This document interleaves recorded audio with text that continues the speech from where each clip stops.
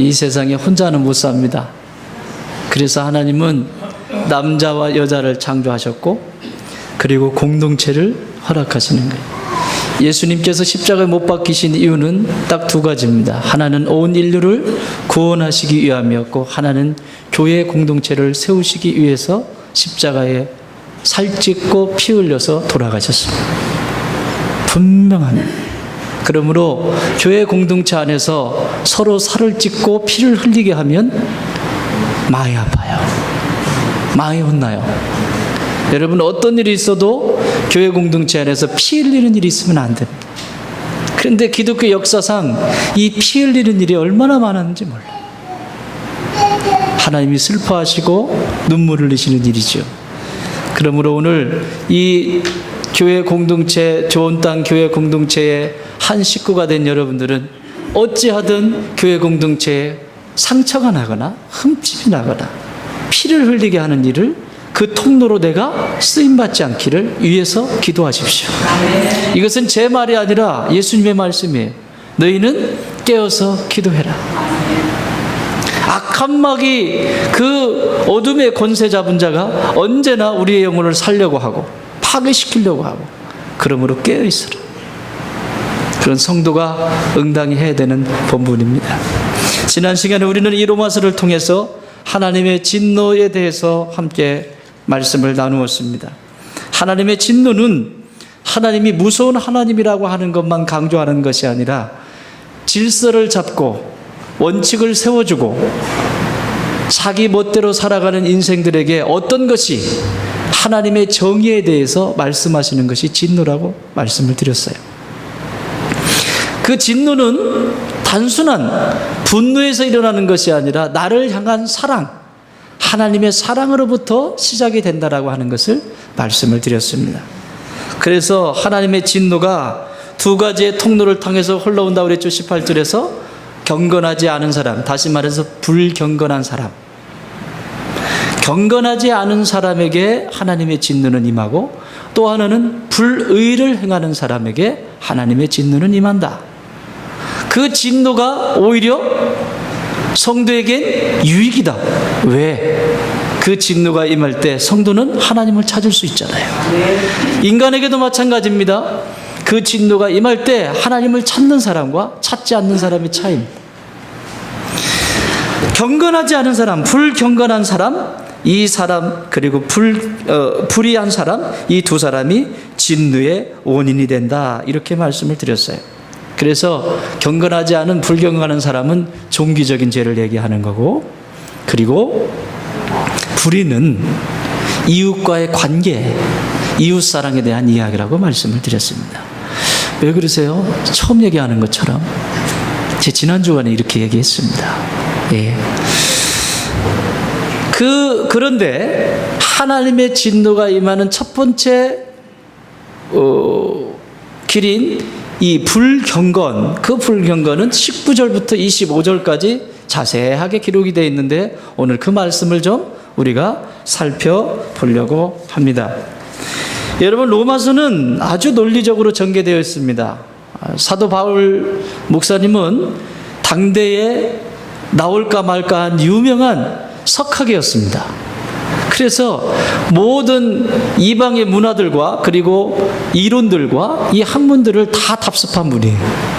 그러니까 막히는 것이 없어요. 그러니 얼마나 잘났겠습니까?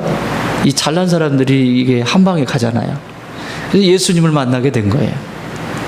예수님을 만나고 나서 하나님의 진노가 얼마나 그게 무서운 건지, 그 진노 아래 있을 때 인생이 얼마나 꼬이게 되는지 안 됩니다. 이건 심리학자들도 하는 말이에요. 내가 마음에 불편한 것이 있을 때 무엇이든지 그때 불편한 마음이 있을 때 결정하는 것은 다 실패하게 돼 있는 거예요. 내 마음에 불편할 때 뭔가를 결정하잖아요. 그건 100이면 100, 10이면 10 다 실패하게 된다라고 심리학자들도 하는 말입니다. 하나님의 진노 아래 있다. 여러분, 힘 있는 사람하고 한번 붙어보세요. 이길 수 있는가? 자, 우리나라 최고의 수장이 누구세요? 대통령이죠. 대통령하고 여러분 한판 뜰 수 있어요? 테러해서 될 일이 아닙니다. 그런데 하나님과 테러하고 있다. 하나님을 상대로 인간이 테러하고 있다. 이것만큼 머리 썩은 건 없어요. 오늘은 그래서 이 진노의 아래 그 진노가 임하는 불경건에 대해서 살펴볼 건데, 이 로마서는 아주 구체적으로 이 사도 바울 목사님이 아주 논리적으로 착착착 로마의 이 지식인들이 모여 있잖아요. 착착착착착착 설명해요. 근데 그게 크게 네 구조로 나눠져 있는데, 그 첫 번째는 인간이라고 하는 이 자체를 구원하시기 위한 하나님의 구원의 구속사적인 관점으로 볼 때, 첫 번째는 철저하게 인간의 그 옷을 벗겨버립니다. 다시 말하면 지금 내가 입고 있는 옷 철저하게 벌거벗겨버리시는 거예요. 그렇지 않으면 자기를 못 봐요. 여러분, 병원에 가면 진료를 할 때 옷 벗지 않고 진료받을 수 있나요? 정밀한 검사일수록 피부와 가까워야 됩니다. 그래서 병원에서 나눠주는 그 가운도 굉장히 얇은 거예요. 그런데 더 정밀하게 하기 위해서는 그 가운도 벗깁니다. 육신의 질병을 진단할 때에도 옷을 벗기는데, 하나님께서 인간의 인생 속에 영적인 것을 바로잡고 하나님의 사람으로 건강하게 세우기 위해서 첫 번째로 하시는 것이 있는데, 철저하게 내 삶의 모든 옷을 다 벗겨버립니다. 그걸 제로 포인트라고 그래요. 제로 포인트. 이것 조금 가지고 있다, 저것 조금 가지고 있다가 아니라 완전히 무너뜨려 버려요. 여러분, 그 기도의 아버지라고 말하는 앤드류 머레이 목사님이 쓴 나를 허물고 다시 세우는 삶인가? 책 제목이 내 지금 책이 노란 주황색 표지로 되어 있는 책인데, 제가 신학교 때 읽은 책인데, 거기에 보면 인간이 하나님 앞에 딱 설 때 집의 구조로 얘기하면 집의 모든 것을 다 헐어버리고, 완전히 헐어버리고 새로 짓는 것이 빠르듯이 하나님을 딱 만나는 순간 내 이전의 과거는 일단 다 미뤄야 돼요.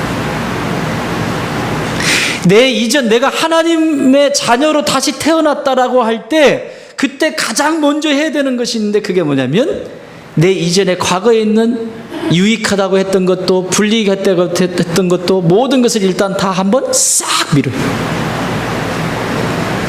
그리고 나서 하나님이 그 중에 좋은 자재들, 내 성품이나 내가 배운 지식이나 내가 배운 인간관계나 이런 것들을 하나씩 갖다가 집을 다시 짓기 시작해요.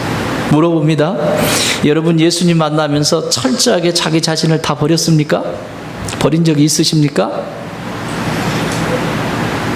오직 예수 그리스도 당신 아니면 저는 살 수 없다라고 하는, 돈도 아니고 지식도 아니고 명예도 아니고 다 버리고 살 수 당신이면 됩니다라고 하는 그런 고백이 여러분 있었습니까?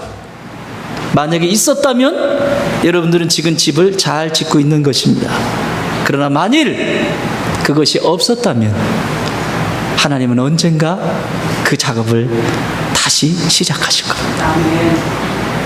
그러니까 일찌감치 포기하세요. 하나님의 사람으로 설 때 하나님은 집을 정말 멋있게 지어주시기를 원하시는데, 내가 아는 하나님 그건 말고요. 집 부수자 그러는데, 그거 말고요. 그건 안 돼요. 그건 안 돼요. 이것도 안 돼요. 그럼 뭘 어떻게 하라고? 그래서 이 로마서는 철저하게 인간의 실존이 어떤 존재인지를 봐야, 그 바닥을 봐야 하나님을 찾게 된다는 거예요. 그걸 설명하고 있어요. 오늘 그걸 볼 거고요. 두 번째는 이것이 완전히 내가 어떤 존재인지를 딱 보면, 이건 성막으로 말하면 번제단이에요. 번제단. 성막에서 번제단에서 내가 완전히 죽지 않으면 사도 바울이 말씀하고 있는 것처럼 갈라디아서 2장 20절에 내가 그리스도와 함께 십자가에 못 박혔나니 이제는 내가 산 것이 아니고 내 안에 그리스도께서 사신 것이라. 이제 내가 육체 가운데 사는 것은 나를 사랑하사 나를 위하여 자기 생명을 다 내어주신 그분의 사랑 안에 사는 것이다. 그런 것처럼 번제단의 성막에서 번제단의 경험이 되어지지 않고는 그 다음은 진행될 수가 없어요. 그래서 그 다음에 로마서는 어떻게 기록되어 있냐면 이 옷을 완전히 벗겨서 어떤 존재인지, 네가 어떤 인간이 어떤 실체인지를 딱 보게 하시고 그 다음에 의의 옷, 하나님이 직접 만들어 놓으신 그 옷을 입혀주세요. 할렐루야. 이게 성경은 그리스도의 옷 혹은 의의 옷이라고 기록하고 있습니다. 이전 것은 지나갔으니 보라 새 것이 되었도다. 이제 새로운 피조물로서의 옷을 입혀주시고 이걸 기록하고 있습니다. 그리고 그 의의 옷을 입혀주시고 그 다음에 세 번째 단계에서는 어떻게 하냐면 성령, 하나님의 영을 이렇게 각 사람에게 부으셔서 그 성령의 사람으로 살아가게 하십니다. 그리고 맨 마지막은 그 성령의 사람으로 살아가면서 내 모든 삶의 모든 것들이 거룩한 산 제물로, 하나님 제단의 제물로 쓰임받는 것을, 사역하는 것을 말씀하고 있습니다. 우리의 신앙생활도 똑같습니다. 제 아무리 많은 것을 가지고 있다 할지라도 일단 죽지 않으면 하나님은 그 인생 쓸 수 없습니다. 자기 성질머리 살아있고, 자기 이성 살아있고, 자기 경험 살아있고, 내가 옛날에 왕년에 뭐 할 건데요. 그거 살아있는 한 하나님 쓰실 수 없습니다. 그것이 죽은 사람은 조용히 화장실을 가가지고 화장실 청소해요. 이게 안 죽은 사람은요, 교회 와서도 뭐 하는 줄 아세요? 이름 좀 있는 자리 좀 있고 싶지, 좀 남들 보이는 자리 있고 싶지. 이렇게 작은 교회는 그게 바로 표시 나서 그런데 큰 교회에서는요 다 그거 하고 있어요. 맨 앞에서 좀 이렇게 나 여기 세상에 어제 그제 성경학교를 하는데 진짜 이 주방은 이 동력실이에요. 동력실. 주방은 땀을 뻘 흘리면서 첫째 날 우리 이승나 집사님이랑 그 누구랑 했지? 수진 집사님이랑 최수진 집사님이랑 좀 더웠습니까 그날? 막 에어컨 틀어도 소용없어. 막 습기가 올라오고 막 하면서 애들은 그거 음식 먹으면서 좋아가지고 우리 선생님들 막 하고. 두 번째 날 어제 우리 정근사님하고 우리 지숙 집사님 주방에서 세상에 아침부터 나와가지고 점심 해제끼죠. 점심이 또 좀 많습니까? 먹을 때만 또 나타나잖아요. 또 내리 없다가 먹을 때만 나타나는 인간들이 있어요. 조재진 뭐 이런 사람들. 농담이에요. 먹었으면 일을 해야지. 하죠. 저녁까지 늦게까지 늦게 간식까지 전부. 나 그래가지고 주님 우리 권사님 몸살 나면 안 되는데요. 우리 지숙 집사님 몸살 나면 안 되는데요. 오늘 예배인데요. 사역하는 것도 중요한데 예배가 더 중요한데 어쩌지요? 그래서 오늘 아침에 나왔는데 살아 계시더라고요. 참 하나님 감사해요. 너무너무. 어제 저녁에 갔더니 제 아내는 거의 맛이 가가지고 어메 다리야 아가들아 다리 좀 주물러봐라. 그래가지고 두 딸이 다리를 붙들고 확 하고 찢기고 하는데 우리 선생님들은 얼마나 또 집에 가서 그랬겠어요. 부장 선생님부터 시작해서 이 연일 계속 되어지는 시장부터 시작해가지고 이 선생님들, 자 먼저 우리 하나님 앞에 영광의 박수를 올려드리십시오. 그리고 수고하고 애쓰신 이 아이들의 영혼을 책임진 우리 선생님들, 또 주방에서 수고하신 선생님들 모두 위해서 격려의 박수 한번 드립니다. 또 참석하지는 못했지만 물질로 이렇게 후원해 주신 분들 계세요. 그 외에는 박수 안 칠 거예요. 물질로 후원해 주신 분까지 박수를 치겠습니다. 여러분 기도해 주셔서 물질도 부족하지 않게 잘 언제나 그렇듯이 하나님이 하시는 일을 그렇게 하십니다. 여러분 기도해 주시고 마음 담아 주셔서 너무 감사합니다. 이게 뭐예요?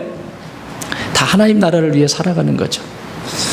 오늘 사도 바울께서 고백하고 있는 것처럼 이 문장 속에서 우리에게 말씀하고 싶으신 것은 누구도 하나님의 진노 아래 있지 않고 구원받기를 원한다. 부모가 화를 내는 것은 그 아이가 미워서가 아니라 그 아이 잘 되라고 하시는 것처럼 하나님이 진노하시는 것은 내 영적인 자녀들이 잘 되기 위한 것이에요. 그래서 오늘은 이 본문을 좀 보도록 하겠습니다. 자, 19절 함께 읽겠습니다. 19절 시작. 하나님을 알만한 것이 그들 속에 보임이라 하나님께서 이를 그들에게 보이셨느니라. 아멘. 이 하나님의 진노 아래 있는 이 경건하지 않은 불의를 행하는 이 경건하지 않은 이 불경건이 어디서부터 올까? 이것은 예수를 믿는 사람이나 믿지 않는 사람이나 다 해당이 됩니다. 우리는 자연인이기 때문에 누구에게나 다 해당이 됩니다. 내가 예수 그리스도의 피값으로 구원받았지만 이 땅을 살아가는 존재입니다. 그래서 다 해당이 돼요. 이것을 잘 보고 살펴보면 내가 어떻게 살아야 되는지 말씀하고 있습니다. 인간이 하나님을 알지 못하면서 행한다면 오히려 그것이 불쌍히 여기실지 몰라요. 그러니까 하나님을 알지 모르는 상태에서 하는 행위는 그래도 하나님이 아이고 저놈은 몰라서 그래야 이렇게 말씀하실 수 있지만 알면서 하는 건 이건 또 무서운 일이에요. 그러니까 어떻게 보면 믿는 저와 여러분에게 더 큰 진노가 있을 수 있어요. 바꿔 말하면 상급도 크지만 진노 또한 크다는 얘기예요. 여러분 자녀들이 모르고 했을 때 막 거꾸로 매달아 놓습니까? 아니죠? 자녀들이 몰랐을 때는 가르쳐 주잖아요. 그러나 가르쳐 줬는데도 자꾸 반복할 때는 그때는 매를 들죠. 인간도 그래요. 하나님도 그러세요. 자, 시 53편 1절에서 이렇게 말씀합니다. 어리석은 자는 그의 마음에 이르기를 하나님이 없다 하도다. 그들은 부패하여 가증한 악을 행하며 선을 행하는 자가 없도다. 무슨 얘기인가 하면 불경건한 이것이 어디로부터 오냐면 하나님이 없다고 하는 자는 불경건한 자다 이 얘기입니다. 불경건한 자가 누구냐? 도덕적으로 윤리적으로 죄 짓는 자를 얘기하는 것이 아니라 그것은 이 나라의 법이 저 나라의 법에는 안 맞을 수 있고요. 다 안 맞아요. 여러분 어디죠? 인도인가? 어디 가가지고 악수하면 뭐라 그러지? 우리는 악수가 인사잖아요. 그런데 악수를 하면 어떻게 해요? 너 죽어라 그런 뜻이라면서. 어느 나라지? 부름 어느 나라냐? 그러니까 너는 그것을 위해서 부름을 받았는데 악수를 똑같은 우리나라에서 악수는 반갑습니다 인사하는 거거든요. 근데 그 나라에서는 악수를 하면 너 죽어라 이 얘기예요. 그러면 우리가 그 나라에 가가지고 반갑다고 처음 본다고 처음부터 악수 딱 내밀면 너 죽어라 그럼 내가 죽게 돼요.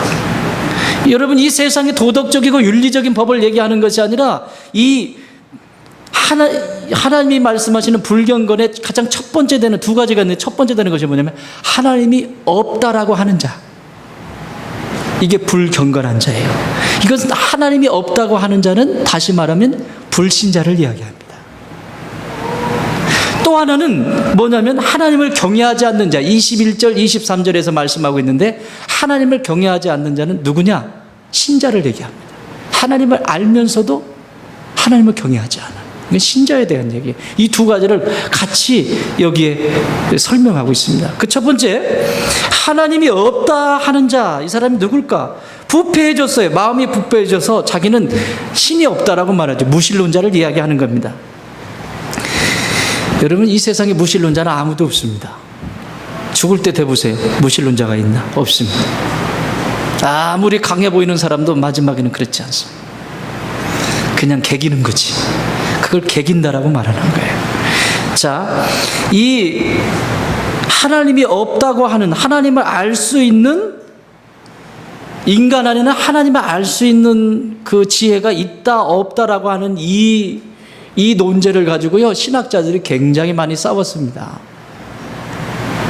그 유명한 칼 바르트라고 하는 신학자는 뭐라고 얘기했냐면, 인간은 너무너무 부패해서, 인간 자체가 부패해서 그 마음에 하나님을 알 수 있는 근거가 없다.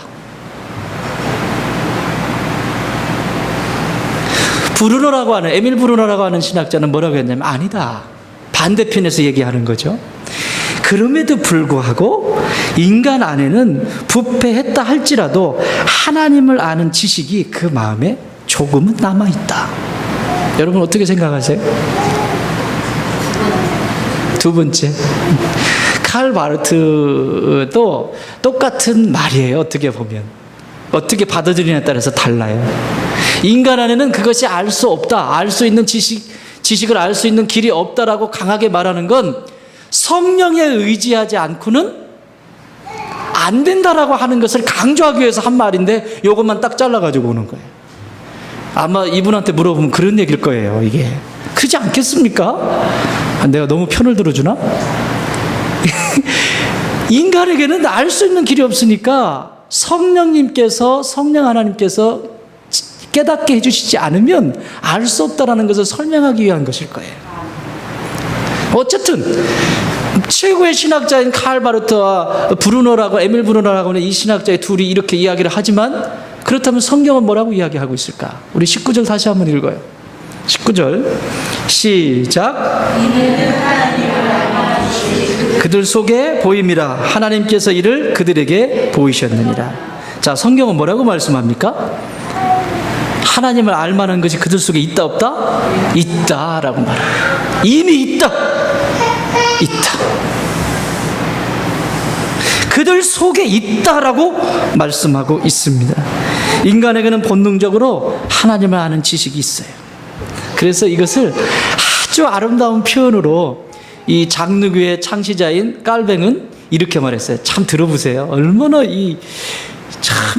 정말 100% 공감이에요. 자, 들어보세요. 이 하나님을 아는 지식이 있는 것에 대해서 이렇게 말씀해요.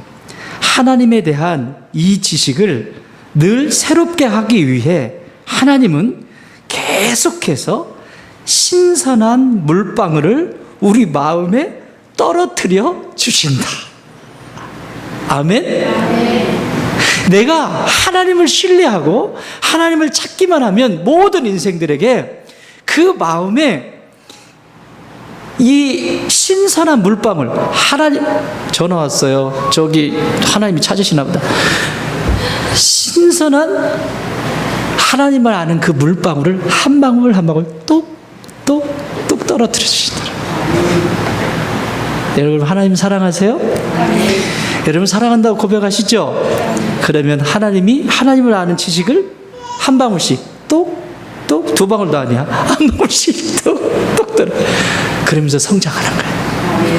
나는 오늘 여러분의 영혼의 그 자리에 하나님의 이 마음이 한 방울씩 똑똑 떨어지는 축복이 있기를 바랍니다. 우리 그래서 이전에 하나님을 몰랐었던 것이 하나님에 대해서 깊이 알아가기 시작해. 자꾸 더 깊이, 점점 알아가기 시작해. 이게 은혜죠. 책도 옛날에 보던 책, 이해가 안 됐던 책 있잖아요. 제 신학교 다닐 때 보던 책들이요, 이해가 안 되는 게 한두 개가 아니었어요. 물어도 교수님들도, 신학교 교수님들도 정확하게 얘기를 못 해줘요. 그게 그런 거예요. 그냥 목회 해보시면 알아요. 그러고 그냥 보내요. 그런 게 있어요. 그런 게. 그분들은 목회하신 분이 아니잖아요. 그러니까 책에 꼽아놨단 말이에요. 이렇게. 그 옛날에 배웠던 책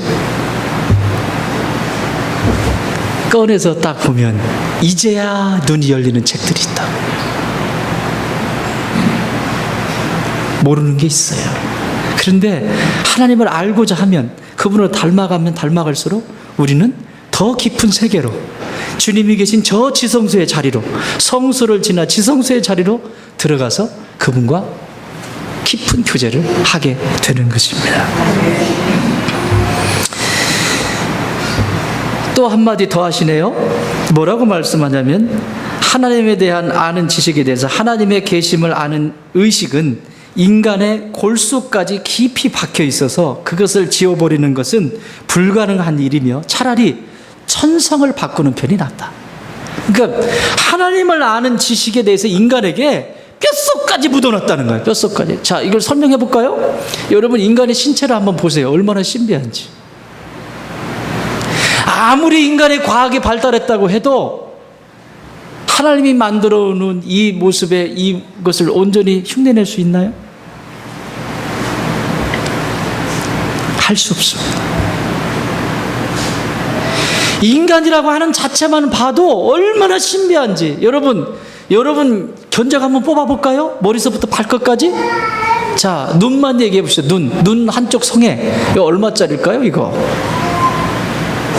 가격을 매길 수 있겠어요? 저희 어렸을 때 저희 시골에 눈이 하나가 빠졌어요. 어떤 분이. 그러니까 이 눈을 개 눈이 만든다면서요. 인간의 눈하고 개의 눈하고 좀 잘 맞는데요. 그래서 개의 눈을 박았어. 보일까 안 보일까요? 아, 무서워 죽겠어. 그분 막 오면 나타나면. 차라리 이렇게 한쪽 이렇게 하고 다니시는 게 편했을 뻔했어요. 이렇게. 이렇게 떴는데 이게 사람 눈도 아닌 것이 개의 눈도 아닌 것이 막 무서워요. 지금도 그 무서움이 있는데. 이 눈 하나를 값으로 매길 수 있겠습니까? 이 코를 값으로 매길 수 있겠습니까? 이 정확한 이 뇌를 값으로 매길 수 있겠습니까? 이거 다 흉내내서 만든 기계들 아닙니까? 컴퓨터도 뇌 흉내내가지고 만든 거고 다 그런 거 아닙니까? 어떻게 하나님이 없다라고 말하겠어요? 나라고 하는 존재만 봐도 이것은 하나님이 아니면 할 수 없다라는 것을 보여주고 계시는 거예요. 그 안에 다 있어요. 여러분, 어린아이들은 본능적으로 엄마 아빠를 찾습니다. 그렇다면 하나님의 자녀는 당연히 하나님 아버지를, 하나님 어머니를 찾아야 되는 건 당연한 거 아닙니까? 그런데 안 찾아요. 이런 자식을 뭐라고 그러죠? 부모를 찾지 않는 자식을 뭐라고 그래요? 후라이팬 뭐 이렇게.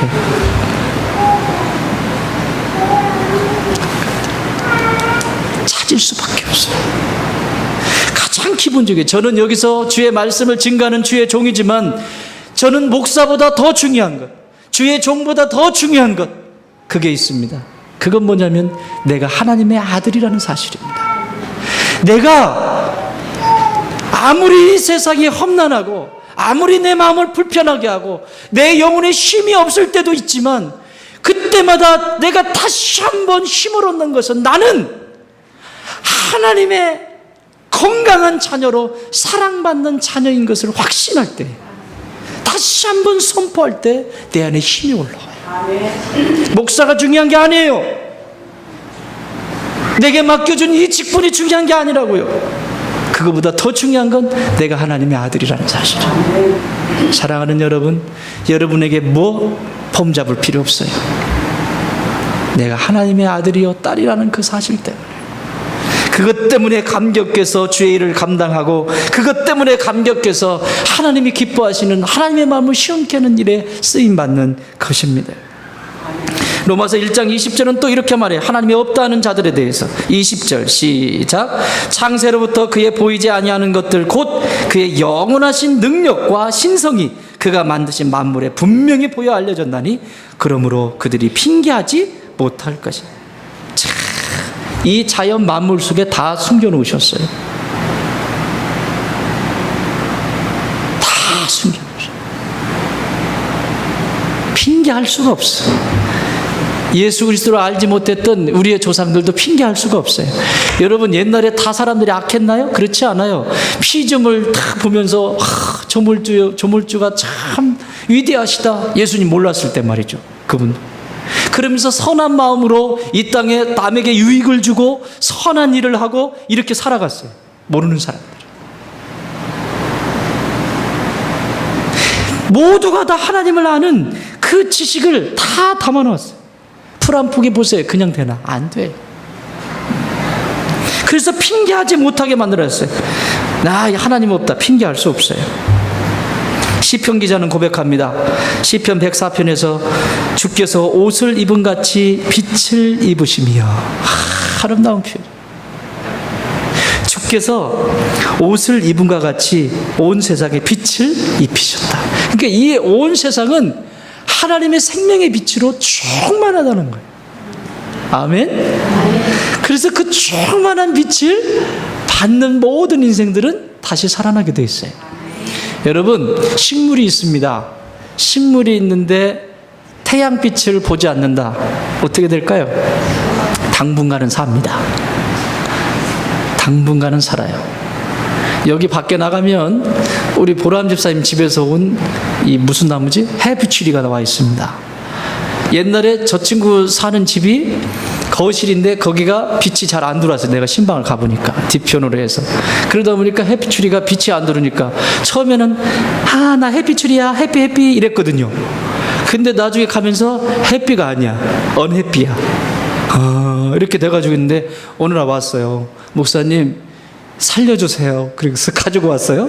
가지고 왔는데 지금 밖에 나가면 해피추리가 하나 있는데 그게 살아난 해피추리입니다. 빛을 보잖아요.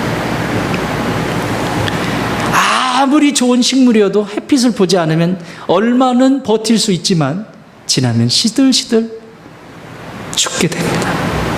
인생도 똑같아요. 돈 있고 명예 있고 내가 이 세상에서 버틸 만한 것 가지고 있으면 얼마는 갑니다. 그러나 영혼은 죽어가요. 점점 죽어가요. 시들시들 말라버립니다. 하나님의 광명의 그 빛이, 생명의 빛이 이 온 우주에 충만한데 그 빛을 받아들이기만 하는데 이거 받아들이기가 이렇게 힘들어요. 이 진노 아래 있는 거죠. 그러니까 하나님이 없다라고 고집 부리는 거예요. 여러분, 이 삼라만상에 하나님으로부터 나오지 않은 것이 뭐가 있어요? 농부는 이걸 너무나 잘합니다. 농부들은 농사 지으면서 땀을 흘리면서 농사 지으면서 우리 저 권사님 오셨는데, 권사님 반갑습니다. 권사님 오늘은 고추 지난주에는 고추밭에 가셔가지고 못 드셨는데 오늘 오셨어요. 밭에 가셔서 농사 지으시다 보면 자라는 거 보면 너무너무 이쁘죠.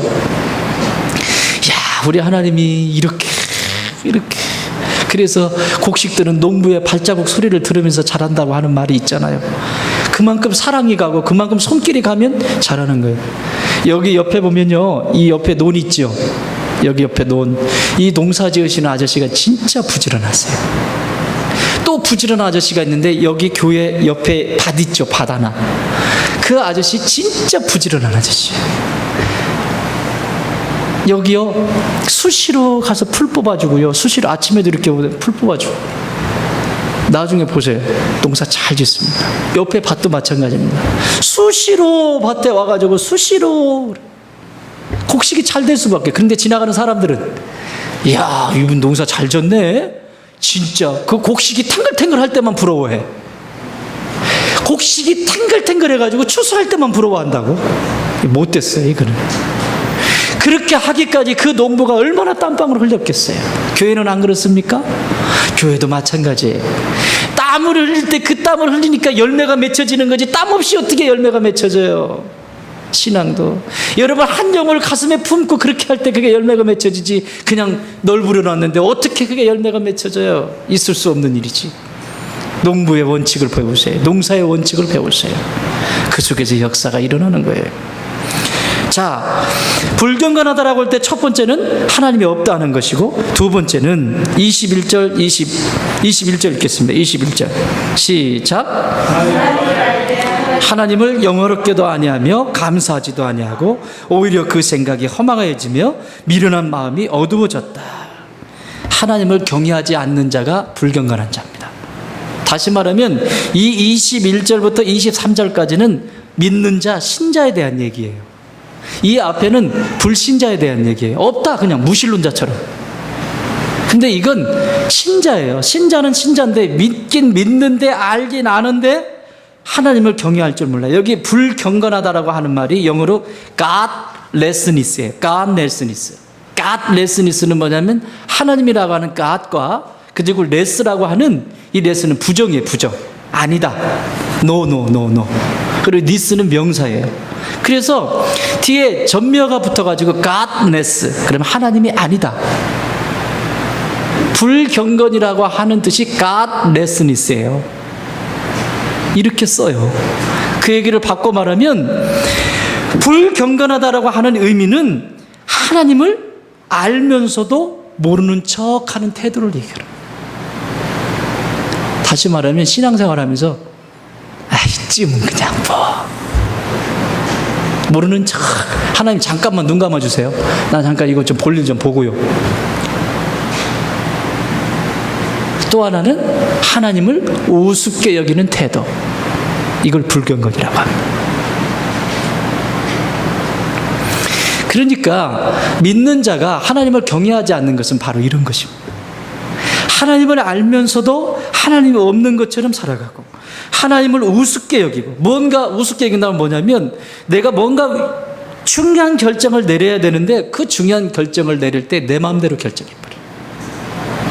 이 내 마음대로 결정하는 것을 이렇게 보면요, 알아요. 목사는요, 진짜 자기 마음대로 결정하지 않는 사람은 저한테 와요. 목사님, 이 일을 위해서 꼭 기도해 주세요. 이 사람은 자기가 결정하는 사람 아닙니다. 하나님을 신뢰하고 하나님을 믿고 주의 종에게 와서 기도 부탁을 하는 사람들이에요. 여러분, 저한테 오면 헌금 가져오래요. 누가? 나중에 그것 좀 할까봐, 복채 좀 받을까봐 이렇게 하고. 응? 여러분의 영혼을 보살피고 있는 여러분의 영적인 아비예요. 저는 영적인 아버지라고. 그러면 뭔가 중요한 결정을 하고 어려움이 있으면 저한테 먼저 와야 돼. 이건 지금 정상적으로 가고 있는 거예요. 이건 불경건한 태도가 아니라 경건의 자리로 지금 오고 있는 거예요. 하나님을 경외하는 자리로 오고 있는 거예요. 이게 첫 번째 키예요. 자기 혼자 골방에서 이거 택도 없는 소리 하지 마. 자기는 직통계시로 택도 없는 소리 하지 마. 이게 가장 기본적인 자리예요. 여러분, 성경을 보세요. 영적인 길이 어떻게 움직여가나. 그러면 혼자 신앙생활 하지 뭐하러. 그렇잖아요? 그냥 나 혼자 살지 뭐하러 신앙생활 집에서 인터넷 보면서 하지. 그렇잖아요. 묻는 거예요. 목사님, 제가요 이번에 이런 문제가 있는데요, 목사님 이것을 위해서 꼭 기도해 주세요. 이건 지금 경건의 자리로 가고 있는 거예요. 근데 여기까지는 좋았다요? 이거 주찬이가 하는 말인데 좋았어요. 그런데 지는 부탁해놓고 지는 기도 안 해. 이러는 케이스도 있어요. 자기도 해야죠. 이게 경건의 자리로 점점 안으로 이렇게 들어오는 겁니다. 모르고 저지르는 것은 죄에서도, 이 세상에서도 모르고 짓는 죄는 그 판사가 판결을 내릴 때 정상을 참작해 줍니다. 그렇죠? 이게 모르고 한 거 있잖아요.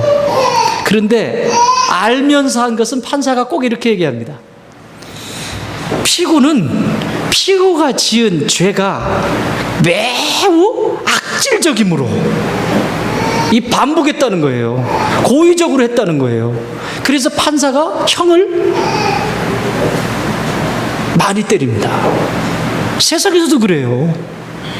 여러분, 하나님 앞에서 내가 하나님을 경외한다는 것은 하나님이 신실하심 앞에서 하나님이 가장 첫 번째 자리에 있고 무엇이든지 하나님께 묻고 가는 사람과 묻지 않고 내 마음대로 우리 가족끼리 회의해가지고 결정하는 거하고 같겠습니까? 그러니 이게 계속해서 반복되어지는 거예요. 계속 뭔가 좀 되어지는 것 같은데 또 무너지고, 되어지는 것 같은데 무너지고. 그래서 여기 성경은 이렇게 기록하고 있습니다. 이 하나님을 경외하지 않는 모습에 대해서 21절에서는 이렇게 말합니다. 하나님을 알되 알지도 못하고 영화롭게도 하지 못하고 감사하지도 않는데, 이건 뭐냐면 죄로 인하여 마음이 어두워졌다는 얘기예요. 경외하지 않는 사람 첫 번째 케이스, 마음이 어두워집니다. 두 번째, 22절 스스로 지혜롭다고 착각합니다. 23절 진리의 반대편에 딱 섭니다. 스스로 지혜로운 척하고 마음이 어두워지니까 지혜로운 척해. 지혜가 제일 있는 줄 알아. 여러분, 지혜는 하나님의 거예요. 하나님이 주셔야 돼요. 아이고, 하나님이 주셔야 지혜로운 거예요. 혼자 지혜로운 척한다고 되는 게 아니에요. 마음이 어두워지니까 지혜가 자기가 혼자 지혜로운 줄 착각하고 그리고 진리의 반대편에서 딱 섭니다. 이 대표적인 인물이 구약의 누구냐? 요나입니다. 마음이 어두워질 뿐만 아니라 스스로 지혜로운 것처럼 착각하고 그리고 진리의 반대편에 서 있던 사람이 요나예요. 요나서는 짧습니다. 4장밖에 써 있지 않습니다. 그런데 요나가 선지 활동을 하던 시기가 이스라엘의 암흑기 시기예요. 정말 힘든. 그래서 하나님이 남유다만 사랑하신 것이 아니라 북이스라엘 또한 하나님이 선택한 족속이잖아요. 12지파 중에서 10지파가 북이스라엘이고 2지파가 남유다잖아요. 그러니까 12지파를 하나님은 다 사랑하세요. 그런데 이 북이스라엘은 우상, 여기도 나오죠. 우상 얘기 나오죠. 이 우상으로 똘똘 뭉쳐져 있어. 하나님을 경외하지 않아. 그러니까 하나님이 선지자들을 보내. 계속 돌아봐라, 돌아봐라, 돌아봐라. 이게 선지자가 엘리야 선지자도 갔죠. 엘리사 선지자도 갔죠. 미가야 선지자도 갔죠. 내노라는 선지자들은 다 갔는데도 말을 안 들어요. 잘 들으세요. 계속해서 하나님이 말씀을 주세요. 그래도 말을 안 듣는다. 그럼 방향은 트세요. 하나님. 해도 말을 안 들어요. 내가 택한 선민이잖아요. 말을 안 들으니까 하나님이 잠시 딱 멈추시고 북이스라엘의 요나라고 하는 선지자를 딱 들어서 어디로 보내는가 하면 아수르의 수도인 느네로 보냅니다. 여러분, 북이스라엘이 누구에 의해서 멸망하죠? 아수르에 의해서 멸망해요. 나중에, 후에, 한참 뒤에 그 아수르에 의해서 멸망하는데 아직 멸망하기 전이니까 요나는 몰랐죠. 아수르의 니느웨에 가서 복음을 전해라. 거기 동서남북 이게 똥인지 된장인지 알지 못하는 12만의 백성들이 거기 우글우글 살고 있는데 그곳에 가서 복음을 전해라. 자, 요나가 이 얘기를 딱 들었어요. 선지자입니다. 그러니까 시대를 보세요. 백성들도 왕도 타락했지만, 왕과 백성 타락했지만 누구까지 타락해요? 선지자까지 지금 타락하고 있는 거예요. 진리가 필요 없어요. 자기 의와 자기 힘이 강한 시대라고. 근데 갔어요. 가는데 니느웨로 가라고 했는데 어디로 가요? 다 씻었어. 어디로 가요? 정반대편으로 갑니다. 그러다 광풍 만나죠? 광풍 만나가지고 누구냐 제비 뽑으니까 누구 딱 뽑혀가지고 자기가 뽑혔어요. 그러면서 하는 말, 너는 누구냐? 그러니까 꼭 그때, 이게 성도들도 이렇게 얘기한다니까, 꼭 그때 넌 누구냐라고 물으니까 나는 여호와를 경외하는 막 하면서 선지자요 하면서 자기 프로필을 얘기를 해요. 거기서는 그 얘기 할 상황이 아니에요. 죄송해요. 전문 용어 나오는데 정말 그 얘기 들으면서 하나님 쪽팔렸어요. 내 새끼가 지금은 그 상황이 아니에요. 선장부터 시작해서 분이 꽉 차가지고 왜 이런 일이 일어나는지에 대해서 몰라가지고 이거냐 저거냐 따지고 있을 때 지가 나오면 어른이 좋아? 알아들었으면? 고생 다 시켜놓고 나중에 제비 뽑아 자기 뽑히니까 그러면 전데 죄송합니다. 제가 말 잘 듣겠습니다. 이러고 끝나야 되는데 나는 여호와를 경외하고 뭐 하면서 막 프로필을 지금까지 하나님이 자기와 역사했던 프로필을 쫙 얘기하는 쪽팔려. 거기까지도 좋아.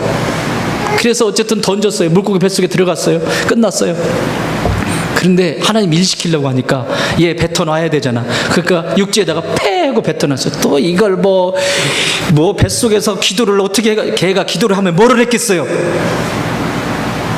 그런 얘기 허덜덜마 100번 10번을 읽어보세요. 그 내용인가 그게. 요나가 그 물고기 뱃속에서 기도를 막 했더니 하나님이 그 기도를 들으시긴 들으셨지. 일 시키려고 이제 다음 일 시키려고 뱉은 거예요. 걔가 의로워서 뱉은 게 아니고. 예수님이 이걸 요나의 표적이라고 얘기하잖아요. 3일 동안 죽지 않으면 니네 못 살아난다.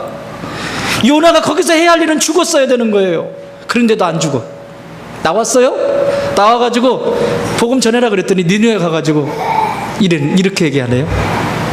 니느웨 성은 성경을 읽어보면 그 길을 걸으려면 사흘길을 돌아야 마치게 돼 있어. 사흘길을 돌아야 되는데 하루길 가는 거야. 하루길 가면서도 어떻게 하냐면 하게 하라고. 하게 안 하면 죽는데. 그리고 살짝 흘리고 갔어요. 흘리고 갔는데 이 소리를 크게 들은 겁니다. 크게 들어가지고 막 니느웨, 이 아수르 왕부터 시작해서 니느웨 성읍에 회개가 일어나기 시작한 거예요. 그래, 맞다, 우리가 너무너무 잘못했다. 이 창세기 때부터 시작된 있었던 수도예요, 니느웨는. 그러니까 우리가 하나님 앞에 잘못한 거 자기들도 알잖아. 그러니까 막 회개하기 시작하는 거예요. 콧물을 흘리니까 하나님이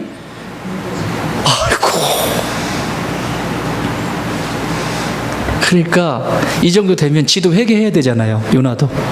이게 불경건한 자의 대표적인 모습을 지금 설명하는 거예요. 자기는 선택받은 민족이잖아. 선택받은 선민이잖아. 오늘날로 말하면 성도예요, 여러분들처럼. 선택 딱 받았잖아. 그러니까 전하긴 했어. 그러고는 저기 올라가가지고 어디 보자. 망하나 안 망하나. 하나님이 분명히 망한다고 했거든요, 니느웨. 회개하지 않으면 멸망시킨다고 그랬어요. 내가 회개해, 하나님에게 돌아, 살짝 했으니까 못 들었을 거야. 그러고는 나는 할 거 했으니까 그래도 사흘길인데 하루만 간 거예요. 이러고 있는 거예요. 망하나. 그걸 며칠? 40일 동안이나 그 모습 보려고. 니느웨라고 하는 그 성읍이 멸망하는 것을 보기 위해서 40일 동안이나 이러고 있어요, 거기서. 여러분, 이건 오늘날 성도에게도 똑같은 말이에요. 내가 예수 믿었는데 저 인간 잘 되나 안 되나 보자.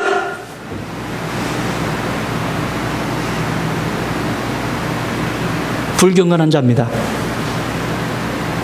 자기가 해야 될 도리만 했으면 돼요. 이걸 40일 동안이나 이러고 있는 거예요. 지켜보면 망하나 안 망하나 이러고 딱 지켜보는 거예요. 그때 하나님이 안쓰러우니까 참, 하나님이 참 머리가 반짝반짝 빛나요. 얘가 햇빛이 반짝반짝. 그러니까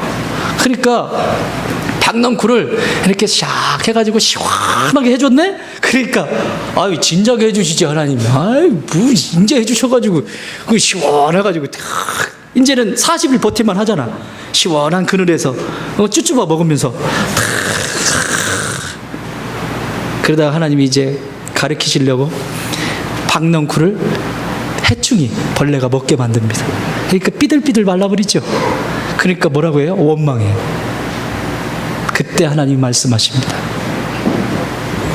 내가 저 니느웨 성에 있는 저 많은 생명들을, 이방인이잖아요, 그 생명들을 내가 아끼지 않고 사랑하거든. 너는 이 박넝쿨 하나, 이거 잘라진 거 그거 하나 가지고 나한테 따지냐? 오늘날 똑같죠. 손 찔끔 베진 거 가지고 아프다고 와가지고 하는 것처럼. 지금 지옥으로 걸어가고 있는 저 영혼들을 향해서 가슴 아파하고 눈물 흘리고, 경건하지 않은 자가 아니라 경건한 자로서, 불경건한 자가 아니라 경건한 자로서 어떻게 살아가야 하는지. 대표적인 불경건한 자를, 요나를 들 수 있습니다. 기도하는데 주님이, 하나님, 그럼 이 불경건한 자를 좀 저 말고요, 성경에서 좀 가르쳐 주세요. 요나. 딱 요나야, 요나. 보실래요? 자기 마음이 어두워지기 시작했어요. 그리고 스스로 자기가 지혜로운 것처럼 착각하죠. 또 마지막, 진리의 반대편에서 꼭 행동하자. 21절, 22절, 23절의 종합 세트가 요나야. 사랑하는 여러분, 나는 우리 좋은 땅 교회의 식구들 가운데 요나 같은 선지자 없길 바랍니다. 하나님이 주셨으면 하나님의 사명을 위해서 달려가야지.